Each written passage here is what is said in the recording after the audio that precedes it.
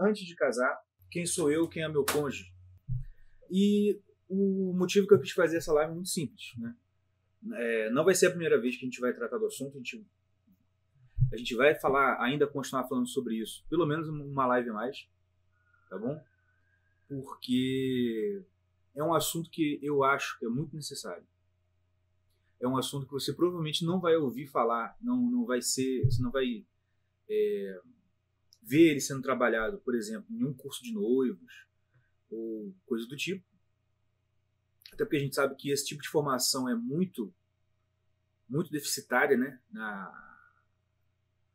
no nosso contexto brasileiro, no geral. Então, assim, se você é de uma paróquia e você fez algum tipo de curso de noivos, já é até um bom sinal, porque normalmente nem tem. Agora o próximo passo. Se você fez o curso de noivos, se tinha curso de noivos e você fez curso de noivos, a chance do curso ter colocado muito mais minhoca na sua cabeça do que resolvido algum problema também é muito grande. Então a gente está no mato sem cachorro, de fato. A gente tem uma carência muito grande, realmente, de uma formação efetiva para os noivos. Eu não digo nem uma formação católica. E, por favor, não me leve a mal. Não estou dizendo que uma formação católica não é necessária. É óbvio que ela é necessária. Eu sou católico e eu acredito que um casal que queira viver o matrimônio de uma forma católica, está certo, ele tem que querer viver o matrimônio de forma católica. Porém, eu bato muito na tecla de que o problema é muito mais embaixo. O problema, hoje em dia, não é que o casamento está sendo um pouco católico. O casamento está sendo errado, no sentido de, olha, você está fazendo a coisa errada, você não está olhando para o lugar certo, você não está identificando o problema corretamente quando o problema aparece. Você nem acha que tem problema, você acha que você está vivendo, o jeito que o seu casamento está, é assim mesmo, pronto, acabou. Então, de fato, assim, é um problema, antes de ser um problema religioso, é um problema, sim, humano normal. Para tentar falar um pouco sobre esse assunto, eu vou usar como chave simbólica para a gente tentar falar um pouco disso aqui, a casa tradicional chinesa, o Sihe Yuan, que é o modo como na China antiga, na China arcaica, tradicional, era o modo como a grande casa, os palácios eram feitos, né? Você provavelmente já viu em algum filme que se passe no Japão, na China, uma coisa desse tipo, uma casa mais ou menos com essa, vamos dizer assim, com essa disposição. Vocês com certeza já viram alguma casa, né, em algum filme, alguma coisa que seguia mais ou menos esse padrão aí. Quem é católico aqui, já teve algum contato com a obra de Santa Teresa d'Ávila, sabe que ela usa a figura do castelo para descrever o processo de santidade. Ela usa o castelo como uma figura da alma para falar sobre o passo a passo, né, na vida espiritual para você chegar à santidade, certo? O que eu disse para vocês no Instagram, e que eu quero tentar trabalhar um pouquinho com vocês aqui hoje, é que esse simbolismo não se aplica à ideia de associar o castelo à alma, ou a casa à alma. Não é uma coisa que, vamos dizer assim, isso não se aplica só à vida espiritual. Isso se aplica à nossa alma como um todo. A nossa alma é como uma casa, é como uma morada, é como um castelo. E a gente tem que entender isso para que nós não caiamos em certas armadilhas que às vezes a gente acaba caindo, e com isso a gente prejudica muito o nosso casamento depois. Por conta de uma série de conceitos errados que a gente acaba trazendo, e isso acaba prejudicando muito. Então, repara o seguinte. Olha aqui, essa imagem especificamente, essa imagem é mais esquematizada, né? Não tá tão bonita, mas você consegue ver a casa toda.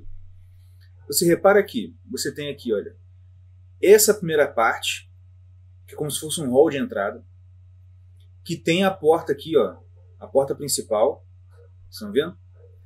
E você tem essa porta principal e todo um cômodo aqui de fachada da casa.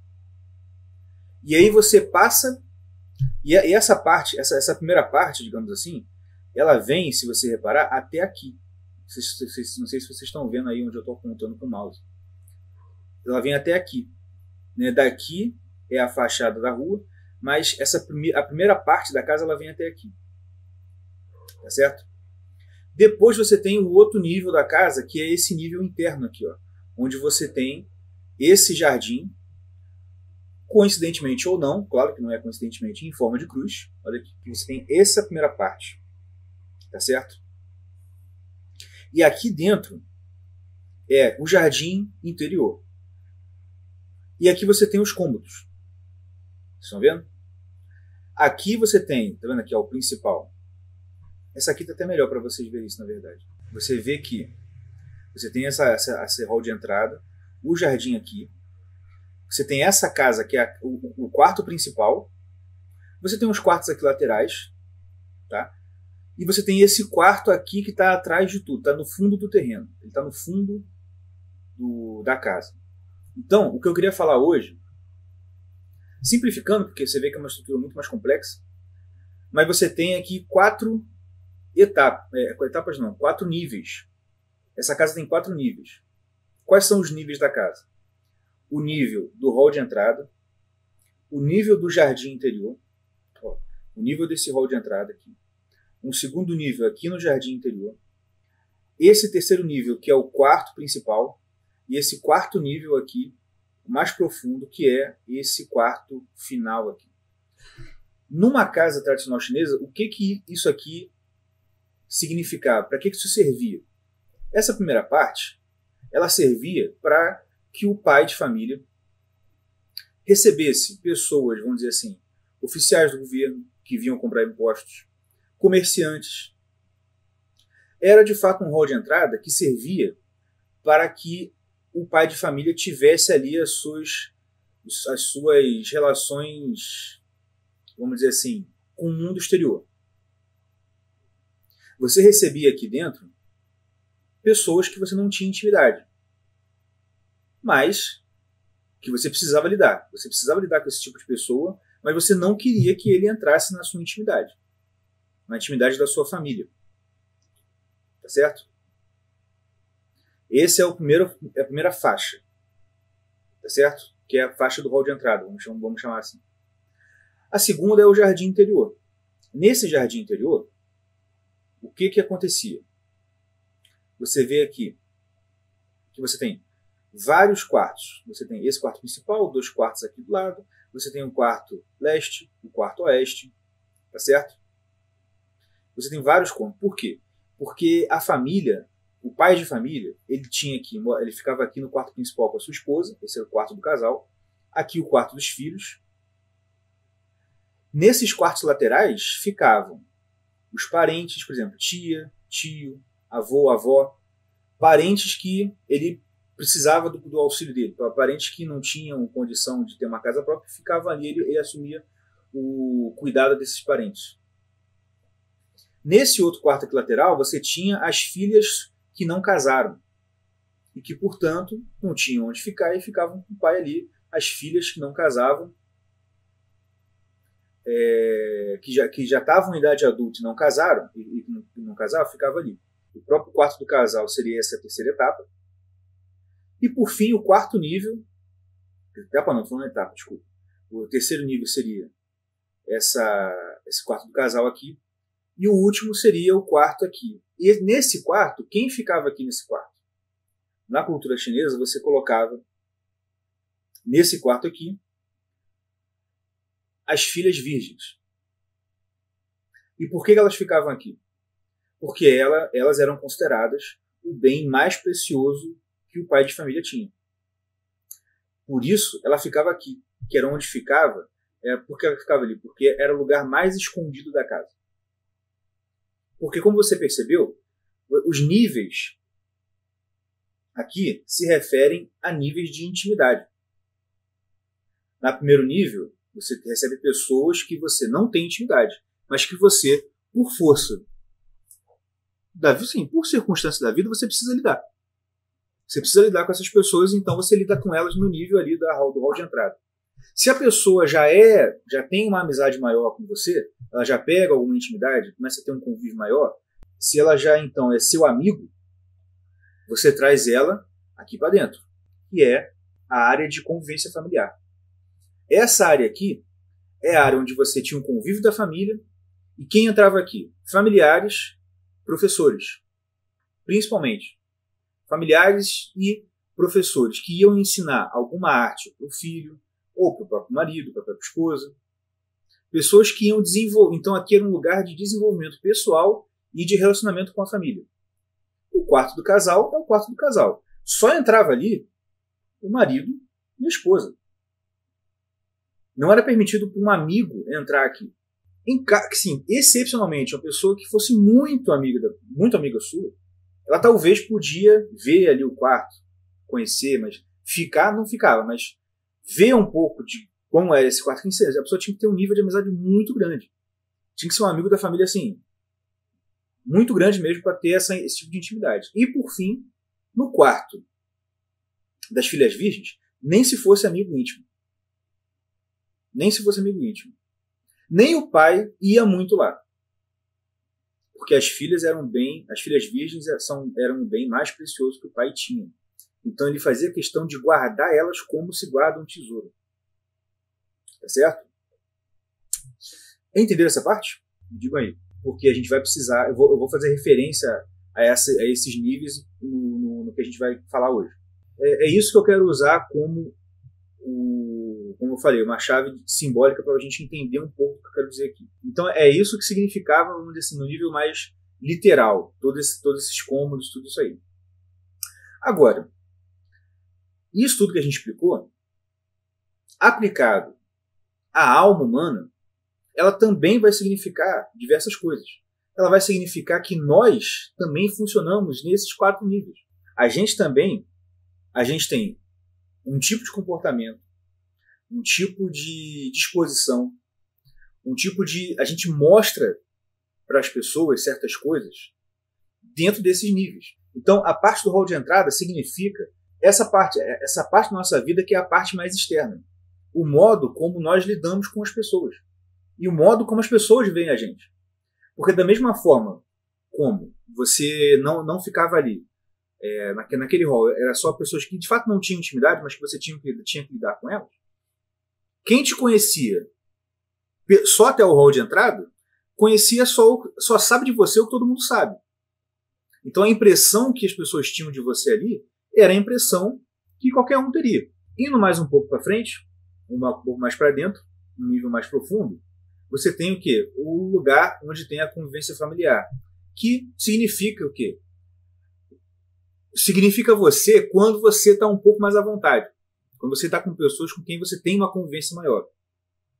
E isso, indo mais profundamente, até o nível da casa do casal, o nível da casa ali o quarto do casal, significa aqueles pontos, ou aquele nível que só você, quando você está sozinho, e você não tem responsabilidade nenhuma,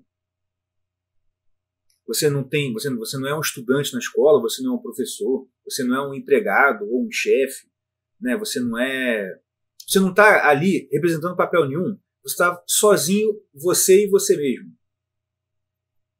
Então você aí você tem liberdade de ser de outro jeito. E é esse nível aí que você compartilha com a sua esposa quando você casa. E mais um pouco para frente, essa estrutura dessa casa significa na nossa alma aquele parte mais escondida, aquela parte mais obscura, mais escondida, mais para trás, significa o nosso mundo interior. Aquela parte da nossa psique que a gente não mostra para quase ninguém.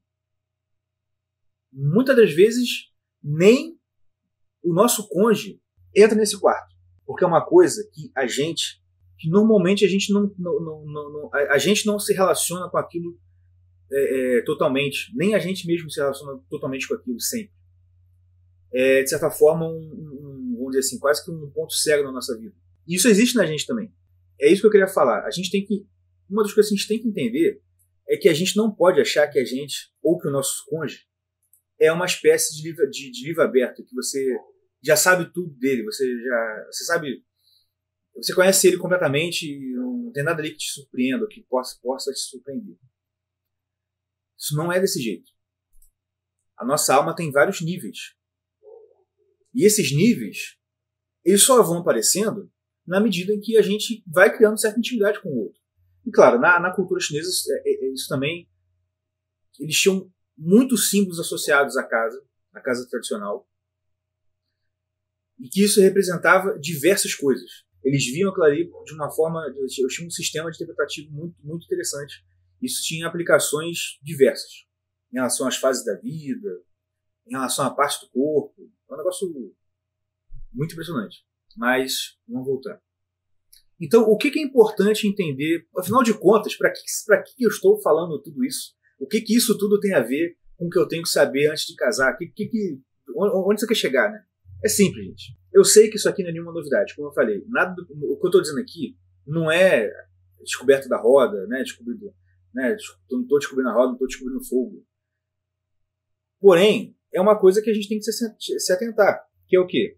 Olha, existem muitos níveis na vida humana que você acha que você conhece quando você casa com a pessoa, mas você não conhece. Eu já aconselhei muitos casais, seja, vamos dizer assim, profissionalmente, né, tipo assim, atendendo pessoas mesmo assim como terapeuta, ou um trabalho na igreja, como ajudando pastoral familiar, ou até particularmente pessoas que vêm, me procuram, me perguntam sobre isso. E uma coisa que eu já vi acontecer muitas vezes. Inclusive, eu lembro de um caso, foi muito engraçado, que o casal chegou pra gente e falou assim: a gente queria avisar pra você que a gente vai casar. E tal. Eu falei: nossa, que maravilha, que bom, cara. Fui muito feliz. E eu fui conversando com eles, fui vendo, eu pesquei isso aí. Eu falei assim: cara, eu percebi uma coisa. Eu percebi que eles estavam muito apaixonados, como é comum. Eles estavam muito animados com a proximidade e a possibilidade de casamento. E eles tinham a sincera impressão de que eles já conheciam um ao outro completamente. E de que o casamento ia ser só uma continuidade daquele relacionamento que eles estavam tendo no namoro, que já era maravilhoso. Que já era uma coisa, nossa, você me completa, né? Aquela coisa bobinha, mas que todo casal de namorado é bobinho, não tem como. Um casal de namorado que não é bobinho não tá vivendo a idade corretamente. E eu fui tentar, né, falar com eles o seguinte: olha, cara, vocês têm que entender que depois que a gente casa, a gente começa a ver outras faces do nosso cônjuge. Faces que a gente não via quando estava casando, quando estava namorando, quando estava noivando. Não importa quanto tempo você está namorando, porque o fato de você namorar há muito tempo, ou de você estar noivo há muito tempo, não te faz conhecer esses níveis mais profundos da pessoa. Porque lembra da casa? Se você está namorando, você não está nem no nível do convívio familiar, daquele jardim interno. Você está no hall de entrada. Quem é que lembra que pai e mãe contava que, não, quando eu namorava, meu pai e minha mãe sempre contavam isso pra gente. Não, quando eu namorava a sua mãe na sala da casa com o seu avô do lado ali, sentado ali do lado. Essa história de dar privacidade para jovem é um delírio muito moderno, né? Muito recente, muito recente. Então o que acontece? O seu convívio com o seu cônjuge na época do namoro, ele se dá majoritariamente naquele primeiro e mais superficial nível da casa que a gente estava analisando. Por quê? Você encontra o namorado na escola, na igreja, sei lá, vocês vão sair para o cinema juntos, vocês vão tomar sorvete. Tudo isso são relações de tipo o quê? Externo. São relações do tipo do hall de entrada, do primeiro nível. Você nem entrou para a sala do convívio familiar ainda. Talvez, não estou dizendo que isso é o ideal, não estou dizendo que isso tem que acontecer. Mas, se a pessoa namora há muito tempo e já está morando junto com a outra, Ou se é um caso de uma pessoa que namora à distância, e aí eles não se veem o tempo todo, então quando eles se veem, o cara fica, sei lá, alguns dias, um fim de semana inteiro na casa da pessoa. Ou a mulher, né? É mais comum um homem que vai caçar a mulher longe, né? Mas nesse caso, você já começa a entrar um pouco. Você pode não estar vivendo no jardim interno, mas você pelo menos está olhando. Por quê? Você já vê como é que é a pessoa quando ela, né? Se ela tem, se ela acorda de bom humor ou não. Mas que ela tente disfarçar ali um pouquinho, você já vai ver, por exemplo, como é o convívio dela com o pai, com a mãe. Então você já está entrando um pouquinho mais nesse nível aí, de entender um pouco mais a psique do outro, num nível um pouco mais profundo. Mas o normal não é isso. O mais comum é você conviver com o outro no nível do rol de entrada. A não ser que o seu caso seja esse, e que, de novo, não estou dizendo que é um caso ideal, ou que seja um caso incentivável, mas se você não tem esse convívio diário com a pessoa, você não conhece os cômodos mais interiores daquela casa. Você só conhece o rol de entrada daquela casa. E o erro, o engano é o quê? Simples. Quando você casa e você vê que, caramba, quem é essa pessoa? Dá a impressão muito forte de que ele ou ela mentiu para mim. Ele fingiu que ele era de um tal jeito só para me conquistar, só para eu conseguir casar, só para eu casar com ele ou com ela, e agora está mostrando aqui quem ela é de verdade, ou quem ele é de verdade. A gente associa isso com mentira. Antes de casar, entenda que as pessoas têm níveis. Elas têm camadas, certo? Como uma cebola. Elas têm camadas. E quando você está namorando, cara, pelo amor de Deus, entenda. Você só conhece a camada mais externa dessa pessoa. A casca. Tá? A casca não é um... Eu não gosto muito da figura da casca, porque dá a ideia de que é só fachada, é uma coisa por fora e é necessariamente outra por dentro, mas... É isso que eu quero que vocês entendam. Ele não estava mentindo para você. Ela não estava mentindo para você. Ela estava sendo ela. Só que ela, ou ele, é de um jeito para quem é de fora, é de um jeito para a família, é de um jeito com você. E dentro, mais dentro dele ainda, ele ainda é um pouco diferente. Nossa, mas isso é sempre assim? Claro, tem gente que é um pouco mais coesa, tem gente que é um pouco mais coesa, tem gente que o marido ou a esposa vai falar. A impressão que as pessoas têm do fulano é o quê? Ele é assim, assim, assim, assado. Ele é assim mesmo. A pessoa está casada com outra há 20 anos. Não, mas é isso mesmo que ele é. Ele é assim mesmo. Isso acontece? Acontece. Vou dizer para vocês que não é o ideal, tá? Porque, cara, o ideal da vida é um equilíbrio. Você ser exatamente a mesma pessoa em todos esses níveis que a gente falou não é uma coisa muito legal. Tanto não é legal que não é comum. Não é comum assim, isso aí. O comum é a pessoa ter diferenças de personalidade, vamos dizer assim, em cada uma dessas áreas da vida, ou desses níveis, dessas camadas da vida. Por quê? Porque Deus quis assim, porque é assim que a gente é. É até estranho. Você imagina, assim, não é normal você de verdade achar que uma pessoa tem que ser exatamente a mesma com a mulher dele, lá no quarto dele, e com você. Que ele tem que ser exatamente a mesma pessoa com os filhos dele e com você. Isso, você falando assim, você percebe que assim, isso não é uma coisa muito razoável de se esperar. De fato não é razoável. E não é assim. O normal não não ser assim. E aí dentro disso você tem variações. Tem pessoas que são mais coesas, e apesar dela ser um pouco diferente em cada nível, existe uma coesão, né? É uma diferença que conversa entre si. Existem pessoas que são diferentes e existe de fato uma desarmonia entre tô com etapa na cabeça, entre um nível e outro. E isso tem que ser trabalhado para essa desarmonia, ou pelo menos uma aparente desarmonia, não virar uma desarmonia de fato. Então uma coisa tem que ser trabalhada. Existem pessoas que são diametralmente opostas. Diametralmente opostas. Isso, inclusive, é causa de sofrimento psicológico para essa pessoa. E, de novo, ela precisa entender essas diferenças para ela conseguir viver e viver bem, viver melhor.